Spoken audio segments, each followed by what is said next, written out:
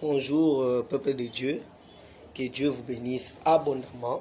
Nous sommes encore aujourd'hui pour notre grand thème de, comme je vous avais dit, les conflits entre Dieu et Satan.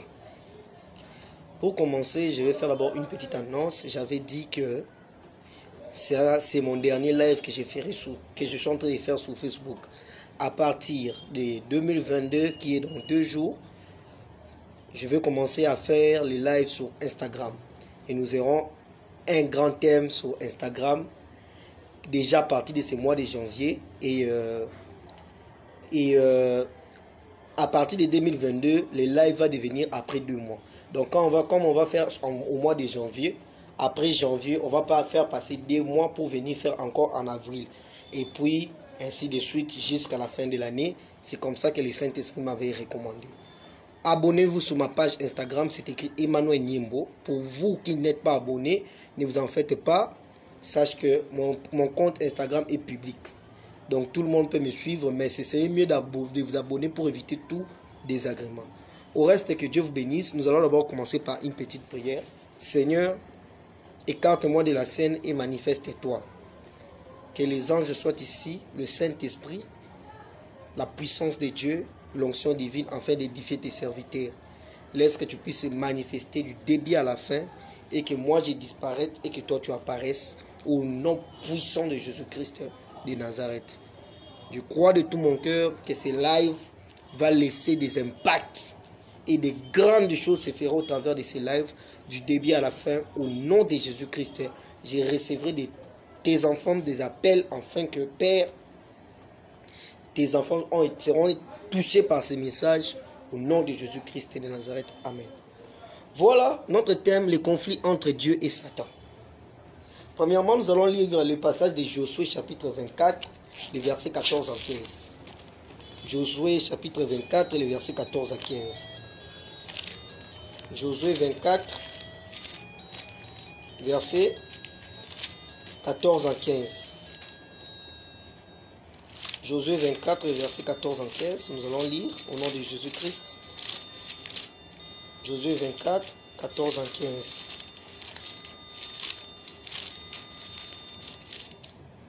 « 14 à 15. Maintenant, craignez l'Éternel et servez avec intégrité et fidélité. Faites disparaître les dieux qui ont servi vos pères de l'autre côté du fleuve et en Égypte et servez l'Éternel. Et si vous ne trouvez pas bon de servir l'Éternel, choisissez aujourd'hui qui vous voulez servir, ou les dieux que servaient vos pères au-delà du fleuve, ou les dieux des Amoréens dans le pays desquels vous habitez. Moi et ma maison, nous servirons l'Éternel. » Voilà. D'abord, pour commencer, il faut savoir d'abord que le livre de Genèse est un livre, la plupart des choses qu'on a écrites en Genèse, la plupart des choses qui ont été écrites en Genèse, c'était ce qu'on appelle les figures de style, qu'on appelle la métaphore. Dans le livre de Genèse, il y a beaucoup de langages qu'on a codés. C'est pourquoi avec Jésus-Christ, quand il est venu sur terre, il était venu donner certaines interprétations de la Genèse qui étaient floues. D'abord, pour commencer, premièrement, dans ces grands termes du conflit entre Dieu et Satan, ça, ce sont des parenthèses que je suis en train d'ouvrir pour vite les fermer, afin de comprendre le vif du sujet. Premièrement, c'est que vous devez savoir qu'au commencement, il n'y avait pas de serpent. C'était une métaphore. Il n'y avait pas de serpent. Et je vais vous démontrer dans la Bible qu'il n'y avait pas de serpent et qui c'était dans le livre de Genèse. Nous allons lire les versets, la Bible dans Jean chapitre 8, les versets 44. Jésus a très bien expliqué ça. C'était une métaphore. Vous connaissez la métaphore. C'est une figure de style. Vous connaissez ce que l'importance de la métaphore. Jean chapitre 8, le verset 44. Je vais vous démontrer qu'au commencement, il n'y avait pas de serpent. Jean 8, verset 44. Vous avez pour père les diables, et vous voulez accomplir les désirs de votre père.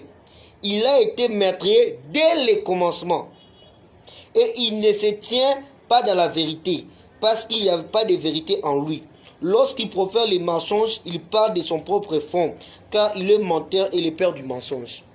Donc pour savoir qu'au commencement, celui qui était venu par là, Ève, ce n'était pas le serpent, c'était Satan lui-même. Ce n'était pas le serpent. C'était dit le diable. Je vais vous donner encore un autre passage. Le passage de Apocalypse chapitre 12, verset 7 à 9. Pour vous montrer que au commencement, il n'y avait pas de serpent. C'était Satan lui-même. Ce n'était pas les serpents. C'était une métaphore. Et Jésus, dans Jean 8, il est venu bien expliquer ça. Apocalypse chapitre 12, les versets 7 à 9, la Bible dit ceci. Il y eut guerre dans les ciels. Michel et ses anges combatturent contre les dragons. Et les dragons et ses anges combatturent. Mais ils ne furent pas les plus forts. Et leur place ne fut plus trouvée dans les ciels. Et il fut précipité les grands dragons, les serpents anciens, appelés les diables et Satan.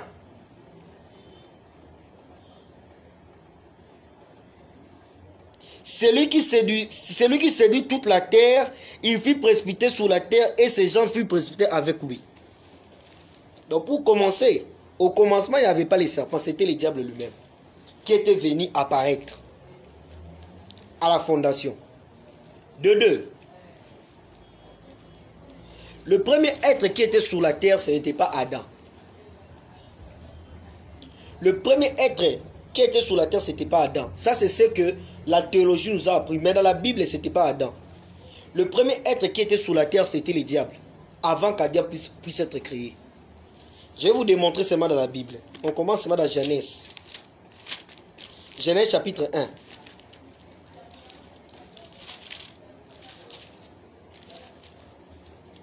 Genèse 1. La Bible dit, au commencement, Dieu créa les cieux et la terre. La terre était informe et vide. Il y avait l'Éternel à la surface de l'abîme. L'Esprit de Dieu se mouvait au-dessus des eaux. Attends, êtes-vous déjà posé la question pourquoi la Bible parle de l'abîme? Alors que quand on parle de l'abîme, nous voyons déjà un univers qui est détruit.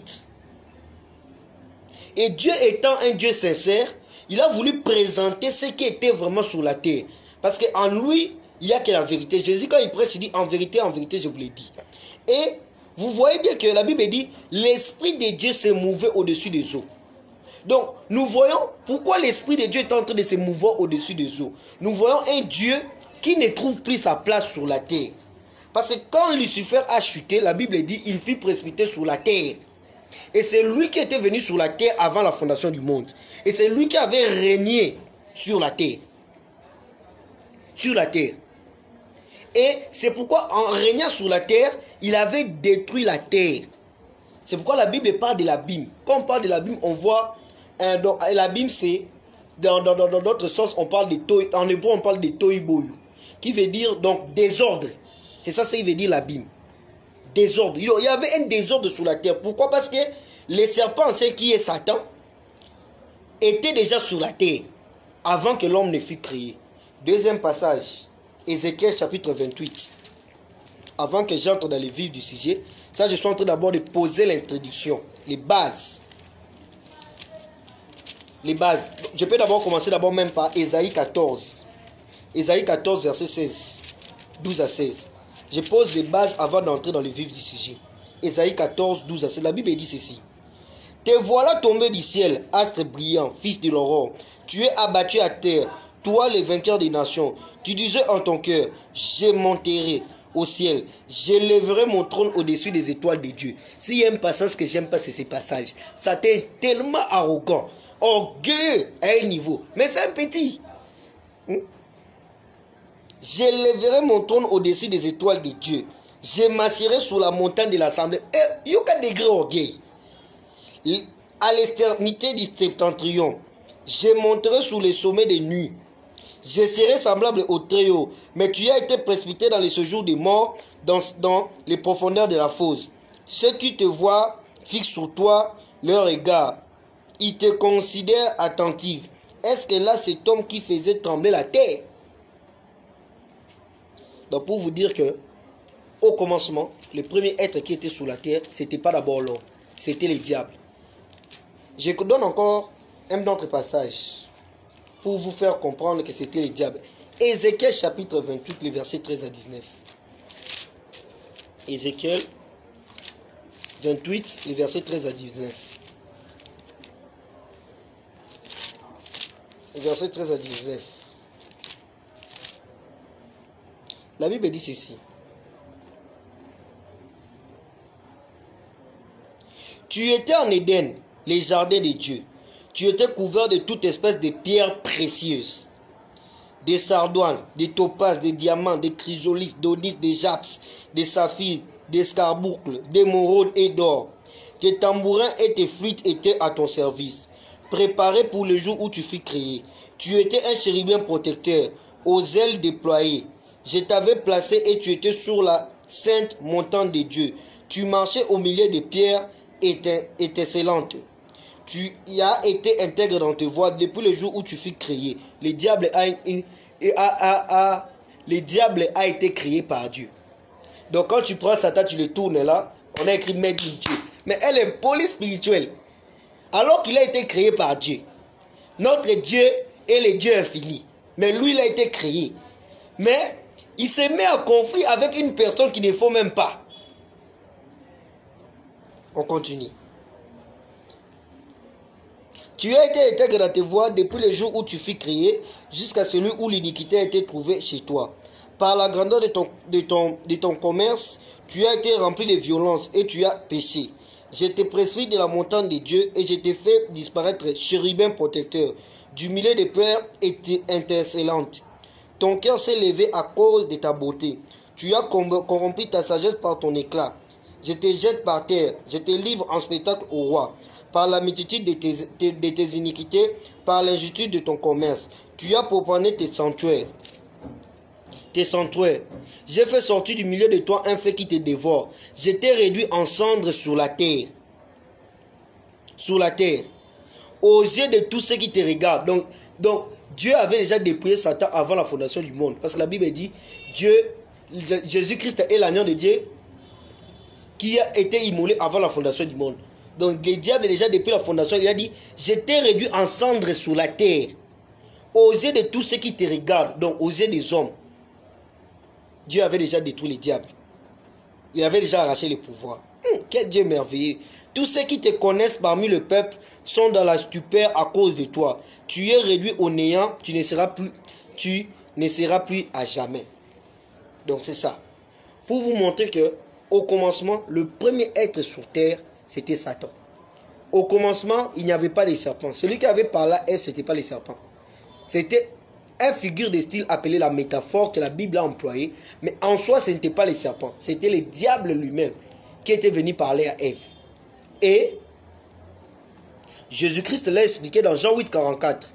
Et les livres de l'Apocalypse 12 qu'on a lu l'a expliqué. Les serpents anciens appelés les diables et Satan qui séduisit. Donc le premier être sur cette terre, c'était les diables. Maintenant, qu'est-ce qui a fait que les diables et Dieu puissent être en conflit?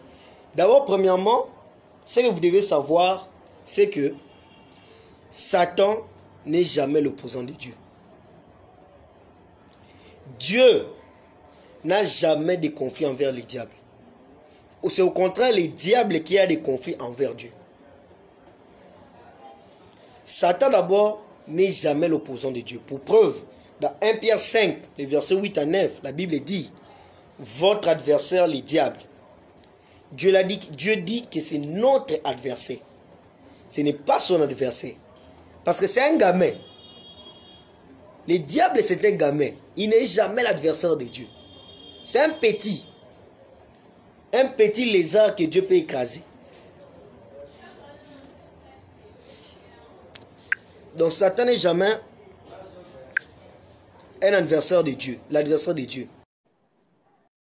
Et il ne sera jamais l'adversaire de Dieu. Maintenant, à part la chute de l'homme,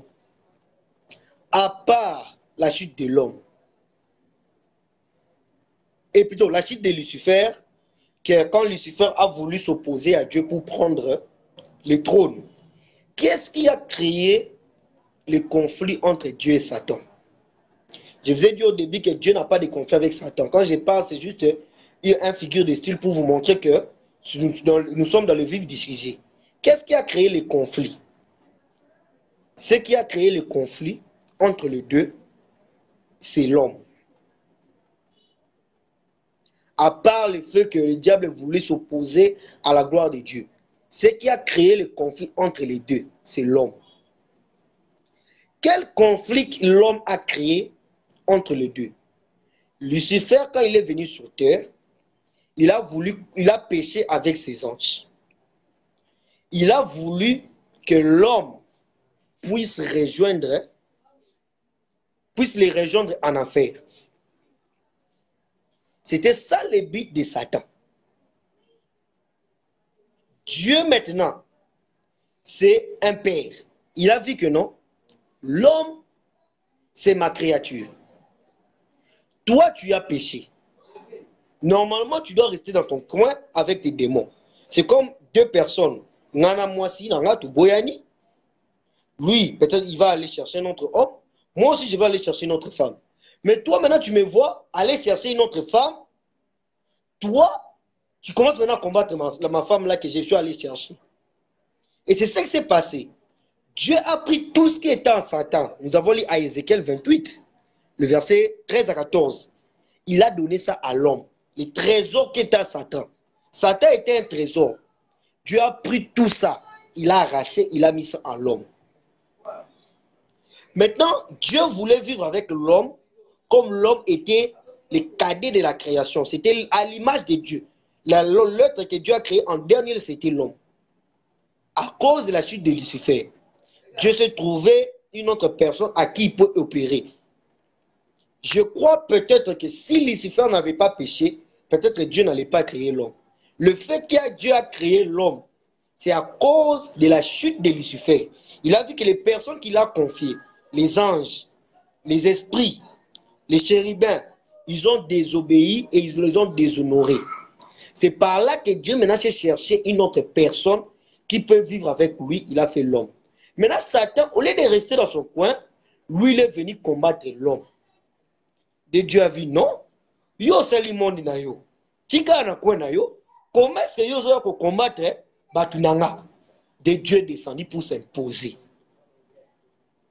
Et c'est par là qu'il a envoyé Jésus. C'est pourquoi Jésus dit, je vous envoie des brebis parmi des loups. Dieu a envoyé ce qu'on appelle Jésus. Et quel missile que Dieu a donné à l'homme pour vaincre les diables? C'est sa parole. La Bible, la parole de Dieu.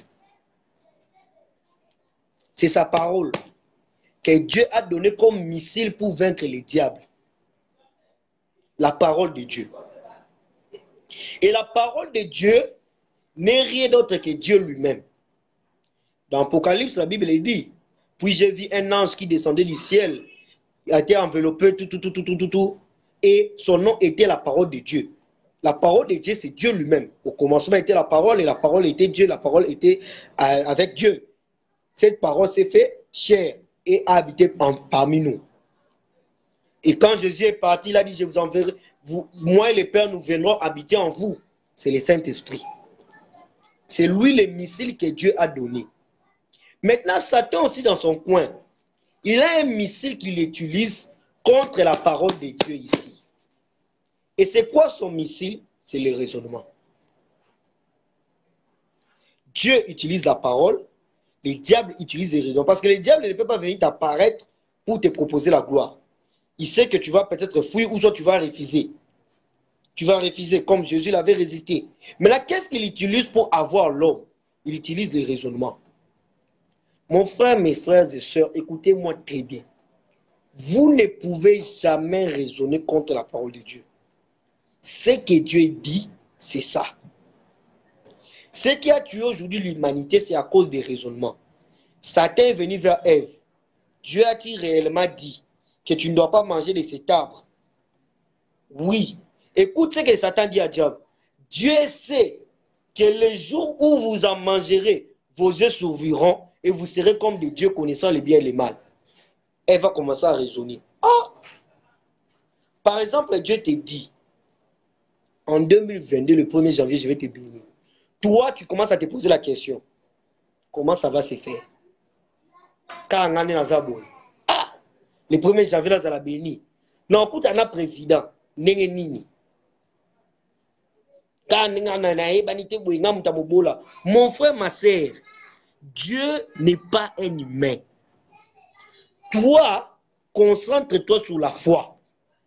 Les méthodes par lesquelles Dieu va passer, ça ne t'intéresse pas. C'est ce que Satan vient faire. Il vient amener les raisonnements. Crois-tu à la parole de Dieu qui dit, si tu as la foi comme un grain de sénévé, tu peux dire à ces montagnes de se déplacer et d'aller dans la mer. Tu crois en cela ou tu crois au raisonnement en disant que comment une grande montagne comme ça peut se déplacer pour se jeter dans la mer? C'est ça ce que le diable fait. Il vient avec des raisonnements afin de séduire l'humanité. Il vient pour t'écarter du droit chemin. Il peut te dire, depuis que tu as commencé avec Dieu, qu'est-ce que tu as réussi? Voyez le conflit. Dieu amène la parole et le diable amène les raisonnements. Maintenant, quitte à toi l'homme de choisir, je crois à la parole de Dieu ou je crois au raisonnement du diable. Dieu te dit, comme tu es là, dans 5 mois, tu vas te marier. Satan viendra avec les raisonnements te dire, comme tu es là, tu n'as même pas une maison. Tu n'as même pas d'argent. Tu ne travailles pas. Dis-moi, qu'est-ce que vous... Vraiment, 5 mois là, toi, vraiment, tu peux te marier, toi. Et tu commences à réfléchir. Mais on a raison, hein. Comment je peux me marier dans 5 mois? Alors que tu oublies, sa parole dit que la foi est une ferme assurance des choses qu'on espère et démonstration de celles qu'on ne voit pas. Le problème avec nous les humains, nous voulons trop nous accaparer à la façon dont Dieu opère, au lieu de rester gardé dans sa parole et dans la foi. Nous cherchons toujours les méthodes que Dieu va opérer. C'est pourquoi nous ne vivons pas des résultats. C'est pourquoi vous voyez de nos jours, les gens combattent les miracles. Pourquoi? Parce que les gens commencent à raisonner dans la parole de Dieu. La Bible dit, rien n'est impossible à Dieu, mais toi tu dis que Dieu ne peut pas faire sortir ma gogo de la Jotambo. Est-ce que c'est normal? Pourquoi? Parce que le diable crée un raisonnement. Alors que tu oublies que la personne qui t'a créé, c'est un Dieu. Nous ne parlons pas d'un humain, mais nous parlons d'un Dieu. Et c'est un Dieu, c'est quelqu'un qui a des capacités et qui peut tout. Et rien n'est impossible à lui. Si Marie peut enfanter sa Marie, alors pourquoi toi tu ne peux pas avoir un enfant sans trompe? Marie n'a pas enfanté avec un mari. Il n'a pas eu à coucher avec Joseph. Et maintenant, pourquoi toi tu ne peux pas avoir un enfant sans trompe? C'est ça la ruse du diable. Le conflit qui crée entre Dieu et Satan, c'est sa parole et les raisonnements. Le diable amène les raisonnements en toi, Dieu amène sa parole. Quitte à toi maintenant de croire au raisonnement ou à la parole. Si tu crois à la parole, tu vis ton miracle. Quand on croit à la parole de Dieu, c'est pas pour rien Jésus dit, le royaume de Dieu appartient à ceux qui sont comme des enfants. Quand on croit à la foi, on croit à la parole de Dieu, on est comme un enfant, on est fou. Donc, même si tu vois les circonstances est en train de mal se passer, toi tu crois que le miracle va se produire. C'est ça la foi. C'est être fou. Un enfant, quand tu dis je vais t'amener les bonbons, il déjà que non, 16 heures, papa, il ne va pas douter. De même aussi, Dieu nous demande d'être comme ça. De croire en lui comme une folie. Maintenant, la bêtise que nous avons, nous croyons plus aux hommes comme des folies, c'est pourquoi nous avons des blessures, mais en Dieu, nous discutons. Avec Dieu, tu es dur. Zambé, expliquez-nous. Pour venir côté haut. Dans 5 mois, vraiment. C'est pourquoi vous avez vu l'ange avait maudit Zacharie. Dieu le dit, tu vas être enfant, tu vas enfanter, lui l'a raisonné. À mon âge, l'ange l'a dit, je me tiens devant lui, tu ne parleras plus jusqu'à ce que la prophétie, et tu n'entendras plus jusqu'à ce que la prophétie sera accomplie. Pourquoi? Les raisonnements. C'est ce que le diable crée en nous. Mais maintenant, la bêtise avec nous les hommes, nous avons plus la foi à ce que Satan dit. Nous avons plus la foi à ce que les hommes charnels nous disent qu'en Dieu. Ton mari peut te dire, comme tu es là, je vais t'épouser. Tu vas croire en ça. Même 5 ans. Ah, il m'avait dit qu'il va m'épouser. Même si c'est loyal au Kouta. Non, tu vas croire en aveuglement. Mais quand Dieu te dit dans 5 mois, tu vas te marier, tu ne crois pas. Seigneur, vraiment, regarde, j'ai pris cet âge. Je n'ai pas encore, j'ai déjà grandi. J'ai déjà 40 à 45 ans. Comment je vais me marier quand la minute est monopause et Zambi? Et tu ne vois pas ton miracle. Pourquoi? Tu discutes contre la parole de Dieu. Le conflit entre Dieu et Satan, c'est l'homme. Dieu amène sa parole pour que l'homme croie à une folie de la foi. Le diable amène son raisonnement. Mais en soi, le deux, Dieu n'a aucun conflit contre Satan. Parce que Dieu d'abord est plus que Satan de loin. Satan, c'est un gamin que Dieu peut écraser aujourd'hui. C'est un lézard. Il a des stratégies qu'il fait. Mais devant Dieu, c'est un gamin. C'est pourquoi toi, l'homme, Dieu t'a donné le Saint-Esprit afin que tu puisses l'écouter afin de vaincre le diable. Satan est plus expérimenté que toi. Alors, pour le vaincre, il faut Jésus.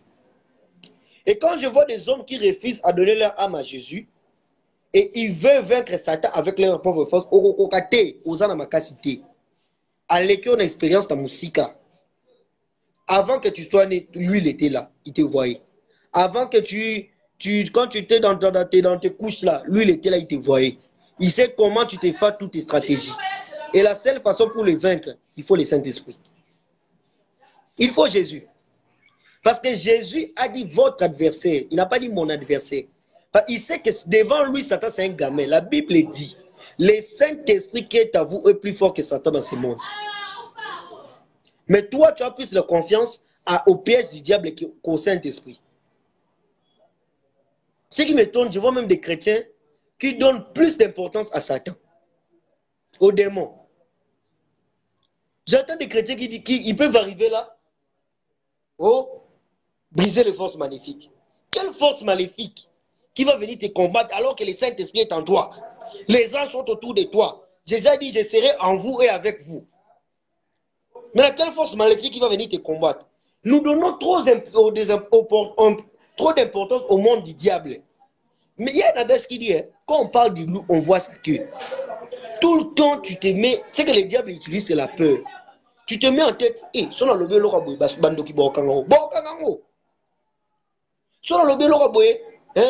les diables risquent d'empêcher ça. Ils vont empêcher ça. Quand sa présence est là, quand le Saint-Esprit est en toi, pourquoi tu dois craindre Satan? C'est nous-mêmes qui nous donnons à ces gens-là beaucoup d'importance. Les occultistes, dans leur camp, ils ne citent jamais le nom de Jésus. Ils savent que le nom de Jésus est puissant, très puissant. Mais nous citons le nom de Jésus, ça n'a aucun effet. Pourquoi? Parce que le nom, ce n'est pas la faute du nom, c'est nous-mêmes. Nous n'avons pas tellement la révélation de ce nom-là. C'est pourquoi même quand on le cite envers les diables, ça n'a aucun effet. Tu te mets à un endroit, briser les forces maléfiques. Quelle force maléfique tu vas briser? Le Saint-Esprit est là en toi. Pourquoi avoir toujours conscience du monde des ténèbres? Avoir peur. Quand on parle par exemple des ministères des âmes, c'est de l'occultisme. Donc nous avons trop ancré en nous la peur. Il faut éveiller ton esprit, ouvrir ton esprit. Attention, la cabale juive. Ces gens-là qui font des cabales juives, des bêtises là, parce que ce sont des bêtises, des petites choses là qui ne sont même pas à notre niveau, ils ont eu ça chez qui? Chez Dieu. Tout ce qu'ils pratiquent là, c'était des choses que Dieu pratiquait à l'Ancien Testament, dans la loi de Moïse. Et maintenant, quand Dieu a pris, il a envoyé Jésus, il a pris maintenant la dépendance de l'homme, il a mis ça en lui. Parce que vu que ce monde-là a été corrompu, c'est par là maintenant qu'eux, ils ont commencé à pratiquer ça. Ça vient de Dieu. toutes ces spiritualités-là que vous voyez, ça vient de Dieu. Mais c'est juste qu'eux, ils sont venus corrompre cela. Parce que Satan, c'est un singe. Il vient juste voler chez Dieu. Il voit Dieu faire, lui aussi il fait. Il voit Dieu faire, lui aussi il fait. Aujourd'hui, on parle de Salomon. Tu ne sais pas que dans le monde du diable, il y a aussi un Salomon. Il y a des Salomons. Pourquoi? Ils volent. Nous avons trop conscience des occultistes, des démons, des sorciers. Au lieu d'avoir plus conscience des anges et du Saint-Esprit. Si quelqu'un dit, je vis un ange, c'est démoniaque. Mais quand il dit, je vis un démon, il a Dieu. Comment est-ce que toi, tu es un enfant de Dieu, tu dois voir que les démons? Tu ne peux pas voir des anges. Comment est-ce que toi, tu es un enfant de Dieu, tu as peur des démons, des sorciers, des magiciens? Alors que la Bible dit que le Saint-Esprit qui est en toi est plus fort que Satan dans ce monde. La Bible n'a même pas dit plus fort que les démons, mais Satan. Donc, le Saint-Esprit est plus fort que leur leader. Alors maintenant, les serviteurs. Pourquoi? Parce que les gens ont plus conscience des raisonnements des hommes, des idées ancrées, que d'avoir confiance au Saint-Esprit. C'est pourquoi vous ne vivez pas l'exaucement. C'est pourquoi il joue avec vous. Parce que l'une des choses que Satan crée, c'est la peur. Il va vous effrayer en fait d'avoir peur. En fait, ce sont des esprits dépouillés il y a 2000 ans. Ils n'ont pas eu la force. Ils ont été dépouillés. Ils ont été dépouillés. Donc quand Satan est devant toi, il est à genoux. Parce que toi, tu portes en toi le Saint-Esprit. C'est ça qu'on dit, je porte en moi. La chanson là qui dit, je porte en moi la nature divine. Je porte en moi celui qui n'échoue jamais. Je porte en moi le créateur du ciel. Il a été dépouillé. Et quand il te voit, il voit Jésus. Et il a peur. Maintenant, quitte à toi maintenant de démontrer c'est Dieu là qui est en toi. Maintenant, toi, lui il a peur, toi aussi tu as peur. Tu lui donnes la force. À chaque fois on a peur du diable, nous les armons. Nous les armons. Ce sont des esprits dépouillés. Nous avons trop conscience aux occultistes, alors que eux dans leur monde, ils ne citent jamais le nom de Jésus. Jamais. Tu pars dans un endroit, briser les forces maléfiques. Oh, je sens des esprits ici. Je sens ceci. Des fois, ce ne sont pas des prophéties, des fois, ce sont des raisonnements. Ce ne sont pas des révélations, des fois, ce sont des raisonnements. Tellement tu es ancré de peur, tu auras aussi des choses de peur. Quelqu'un rêve une femme en train de marcher avec une très belle femme la nuit. Directement, tu dis les maris de nuit. Mari de nuit par rapport à quoi? Mari de nuit par rapport à quoi? Alors que la femme veut dire aussi le ministère. Les chiens, impudicité. Alors que les chiens peuvent s'il faut aussi l'âge de protection.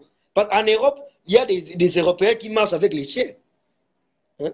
Soldats, démons. Alors que les soldats peuvent s'il faut aussi les anges. Vous voyez? Donc nous avons des interprétations de peur. Des interprétations sataniques, diaboliques, que le diable a ancrées en nous. Quand vous voyez quelqu'un mettre des robes comme ça ou des talits, faire des choses comme ça, oh, occultiste, c'est ça. Parce que Satan crée en nous les raisonnements. Les raisonnements, et c'est ce qui a créé, nous n'avons pas totalement confiance à la parole de Dieu. Nous avons plus confiance au raisonnement des hommes. Alors que la Bible dit que Dieu a confondu la sagesse des hommes à une folie. Il y a 2000 ans que Dieu a vaincu Satan. C'est un petit lézard. C'est nous-mêmes qu'on lui donne trop d'importance. Du diable. C'est un petit lézard. Il a été dépouillé. D'ailleurs, moi, je dis toujours que moi, je ne suis pas son ennemi. Je suis son grand maître. Je ne suis pas son ennemi. Celui qui est son ennemi, peut-être c'est... Toi, peut-être si tu crois que non, il est ton ennemi, c'est parce que tu lui donnes des valeurs. Mais pas moi. Moi, je ne suis pas son ennemi. Moi, je suis son grand maître. Quand il me voit, il me respecte. Capot. Il sait que là, cet homme ici a grand maître. Et si moi, je suis son grand maître, alors Dieu lui-même, il sera qui pour lui? Vous voyez?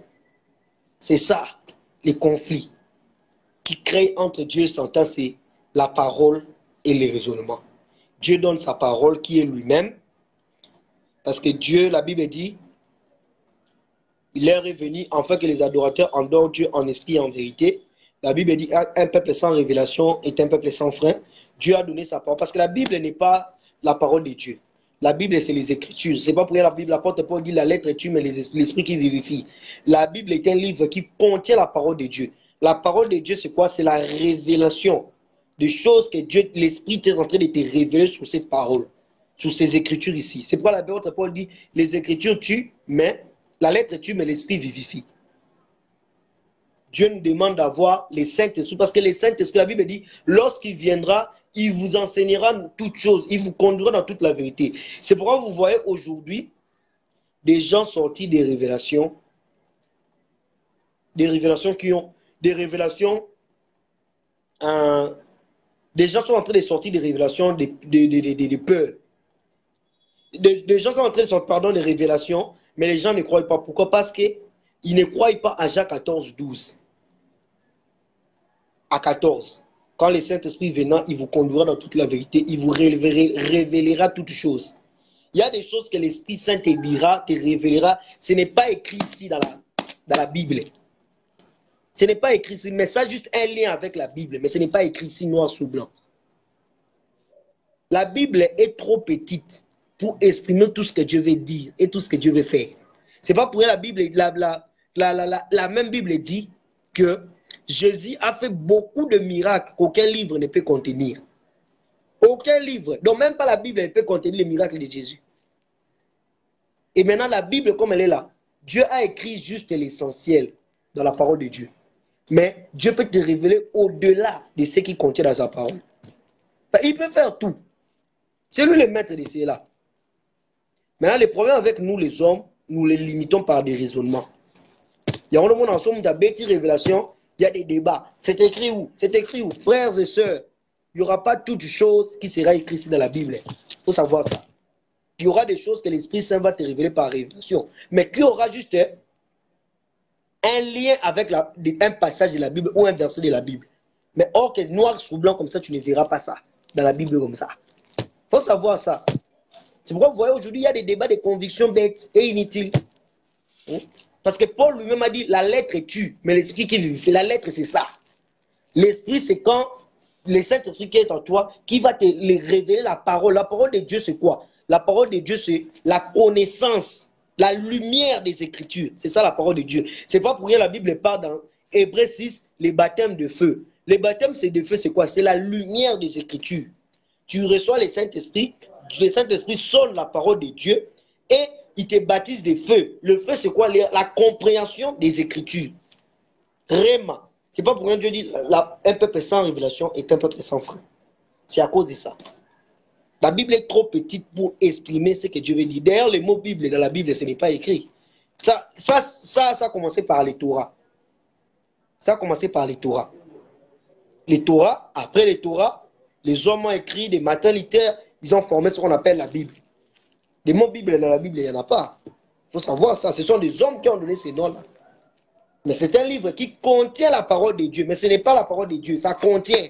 Ça, c'est les Écritures. Tu peux lire ça et rien comprendre. Tu peux lire même cette Bible ici pour faire du mal aux gens. C'est vrai, vous voyez beaucoup de gens qui sortent même des versets bibliques pour faire du mal aux gens. C'est les Écritures. Pour comprendre ça, il faut l'Esprit qui va te révéler cette Écriture. Qu'est-ce que ça veut dire? Comme aujourd'hui, c'est passage d'Ézéchiel 28, quand je lis ça, je comprends que non, Dieu avait déjà dépouillé Satan avant la fondation du monde. Dans Ézéchiel 28, les versets 13 à 19. Lisez ça les tout, vous allez voir. Vous allez comprendre. Pourquoi? Parce que j'ai la révélation, la lumière des Écritures. Je comprends. C'est ça les baptêmes de feu. Quand le Saint-Esprit vient, il nous baptise de feu. La compréhension des Écritures. Bon, pour terminer, donc, j'étais en train de dire que Dieu, Satan n'est jamais l'opposant de Dieu. Pourquoi Satan n'est jamais l'opposant de Dieu? C'est parce que Dieu n'est pas à son niveau. Dieu est un grand maître plus que lui. Si d'abord moi, l'homme, je suis plus que Lucifer, alors qu'en est-il de Dieu lui-même? Donc Dieu n'a pas de conflit contre Satan. C'est Satan qui veut se créer des conflits contre Dieu, alors que c'est un gamin, c'est un petit. C'est un petit lézard que Dieu peut écraser. D'ailleurs, lézard même c'est trop. Je peux même dire, voyez les sables, un petit graine là, c'est ça. Donc Dieu peut faire juste ça, il écrase. C'est pas pour rien Dieu va les jeter à la fin en enfer. Quand nous lisons Ézéchiel, la Bible nous montre qu'il a été créé. Donc Satan est une créature de Dieu. C'est une créature de Dieu. Parce que les gens disent que non, Dieu n'a pas créé Satan. Archi faux, la Bible montre cela. Satan est une créature de Dieu. Dieu a créé Satan. Satan est une créature. Dieu, c'est le créateur. Dieu n'a aucun conflit contre Satan. Il n'est même pas à son niveau. C'est le diable qui crée des conflits contre Dieu. Et comme Josué l'a dit, moi et ma maison, nous servirons l'Éternel. Mais mettez-vous du côté de Dieu. Mettez-vous du côté de la parole de Dieu. Évitez des raisonnements folles et inutiles. C'est ça ce que le diable amène, en fait de vous séduire, en fait de vous amener à discuter contre la parole. Il utilise ça. C'est ça l'arme fatale du diable. Parce qu'il ne peut pas t'apparaître comme ça parce qu'il sait que tu vas refuser. Il va utiliser les raisonnements. Il va utiliser la gloire du monde. Je ne suis pas contre la gloire du monde parce que Jésus a dit, tout pouvoir m'a été donné dans le ciel et sur la terre. Je ne suis pas contre la richesse. Je ne suis pas contre les maisons, les parcelles. Mais c'est pour vous dire que ces histoires-là, c'est bien. Mais ce sont des histoires qu'on peut l'écraser. En un rien de temps.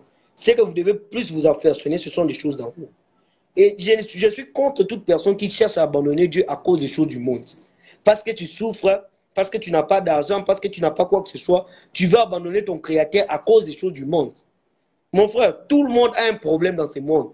Même Bill Gates a ses problèmes.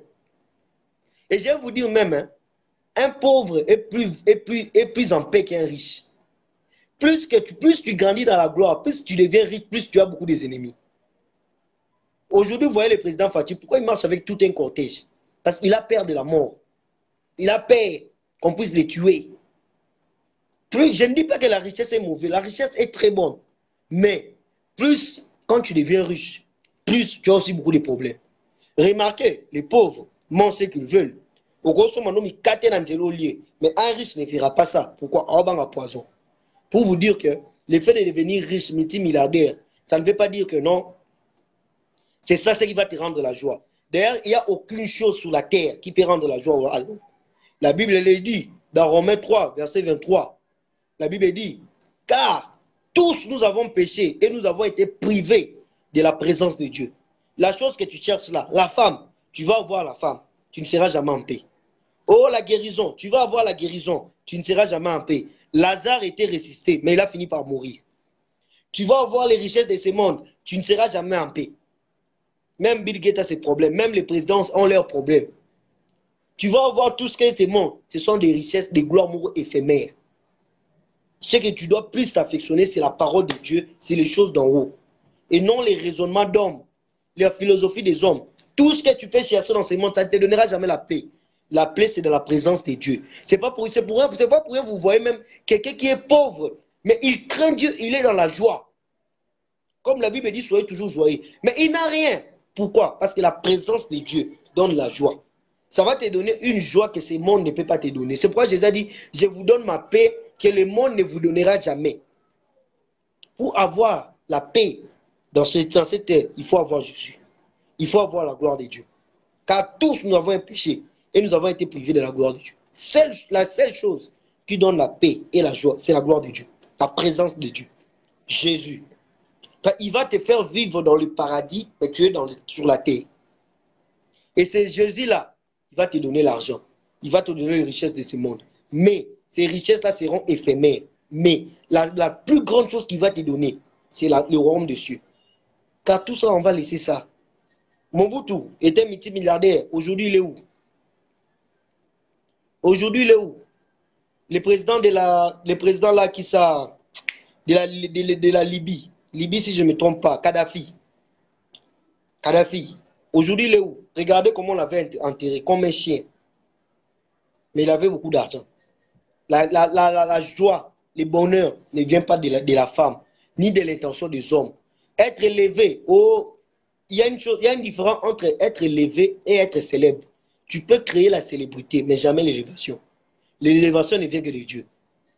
La célébrité ne rend pas la joie. Plus tu es célèbre, plus tu as beaucoup d'ennemis. Demandez à ces formations. Il souffre. Satan va lui donner la gloire, mais lui demande, par exemple, d'avoir une plaie dans son corps.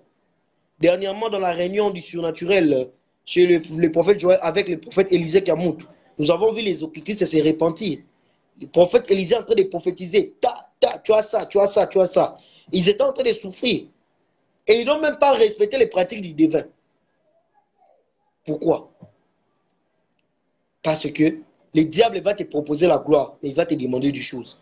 Au moment où Pépé Calé, il avait beaucoup d'argent. Mais il n'a pas de oui, aussi la il pèse sur le succès. Mais il a mal. Il était déphasé, mais il a beaucoup d'argent. N'enviez pas les richesses de ce monde. Je ne dis pas que c'est mauvais. Oui, il faut désirer cela. Mais désirer cela en Christ, en Jésus. L'argent n'achète pas tout. L'argent ne résout pas tous les problèmes. Il y aura des choses que tu seras limité. Là, pour preuve, si ça dépendait que de l'argent, mais il y aura des hommes riches qui seraient toujours en vie. Mais ils ont utilisé tous leurs moyens. Ils ont fini par mourir. Les gens qui pensent quand ils ont l'argent, ils ont le pouvoir, ils sont devenus des dieux. C'est archi faux. Mobutu Lobani, qui ne mourra jamais, il ne mourra jamais, il n'entrera jamais à l'hôpital, il ne tombera jamais malade. Alors non, aujourd'hui il est où? Talanda kwana ya watika na nini yango na côté ya palais des marbres. Cette maison là qu'il a laissée, une grande maison aujourd'hui, c'est envahi par la nature, c'est devenu sale. Personne ne prend même plus soin de ça. Mais il vivait là-bas, il avait la gloire là-bas, il avait même fait un trône. Pour vous dire que les richesses de ce monde, c'est éphémère. Il n'y a aucune chose qui peut te donner la paix. Ni l'homme, ni la femme, ni l'attention des hommes, ni les richesses, ni quoi que ce soit. Même si tu es malade, tu es guéri. Tu remarqueras, tu auras toujours des problèmes. Et tu auras toujours des maladies dans ta vie. C'est la seule chose qui peut te donner la vie. C'est la présence de Dieu. C'est Jésus en toi. Alors, comme tu as écouté ces messages, si tu aimerais donner ton âme à Jésus, appelle-moi, écris-moi et je t'amènerai et tu vas donner ton âme à Jésus et ta croissance va être grandie et tu persévéreras. Car la Bible dit, celui qui persévérera jusqu'à la fin sera sauvé. Tu vas m'écrire à ce numéro 082 032 40 90. 082 032 40 90. Au reste, que Dieu vous bénisse abondamment. Merci de m'avoir suivi et nous retrouvons en janvier pour notre prochain live. Après le mois de janvier, nous allons opérer après 2 mois. On va faire un autre live. On va faire un autre live intervalle de 2 mois. Mais ça ne sera plus sur Facebook, mais ça sera sur Instagram. Maintenant, là, ce live va passer sur YouTube parce que c'est sur Facebook et sur YouTube. Et en 2022, ça sera sur Instagram. Mais je vais chercher des dispositions aussi pour mettre ça sur YouTube. Je vais voir ce qu'on peut faire pour mettre ça et sur Instagram et sur YouTube. Travailler dans les 2 plateformes car nous devons éparter sur tous les réseaux sociaux. Nous irons partout, sur Zoom, sur quoi que ce soit. On va aller prêcher la parole, prêcher l'évangile, impacter des vies. Au reste, que Dieu vous bénisse abondamment. J'ai fini mon thème et je vais prier pour vous.